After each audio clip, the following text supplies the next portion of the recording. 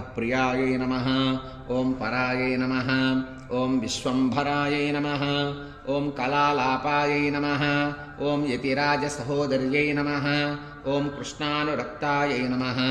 ॐ सुभगायै नमः ॐ सुलभश्रियै नमः ॐ सलक्षणायै नमः ॐ लक्ष्मीप्रियसख्यै नमः ॐ श्यामायै नमः ॐ दयाञ्चितदृगञ्चलायै नमः ॐ फल्गुण्याविर्भवायै नमः ॐ रम्यायै नमः ॐ धनुर्मासकृतव्रतायै नमः ॐ चम्पकाशोकपुन्नागमालते विलसत्वचायै नमः ॐ आकारत्रयसम्पन्नायै नमः ॐ नारायणसमाश्रितायै नमः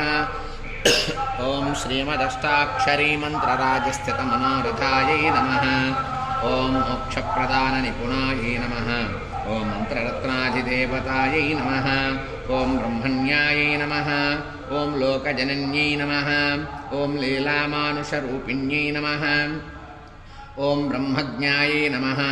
ॐ अनुग्रहायै नमः ॐ मायायै नमः ॐ सच्चिदानन्दविग्रहायै नमः ॐ महापतिव्रतायै नमः ॐ विष्णुगुणकीर्तनलोलुपायै नमः ॐ प्रपन्नार्तिहरायै नमः ॐ नित्यायै नमः ॐ वेदसौधविहारिण्यै नमः ॐ श्रीरङ्गनाथमाणिक्यमञ्जर्यै नमः ॐ मञ्जुभाषिण्यै नमः ॐ सुगन्धार्धग्रन्थकर्यै नमः ॐ रङ्गमङ्गलदीपिकायै नमः ॐ ध्वजवज्राङ्कुशाब्छाङ्कमृदुपादतलाञ्चितायै नमः ॐ तारकाकारनखरायै नमः ॐ प्रवालमृदुलाङ्गुल्यै नमः ॐ कूर्मोपमेयपादोर्ध्वभागायै नमः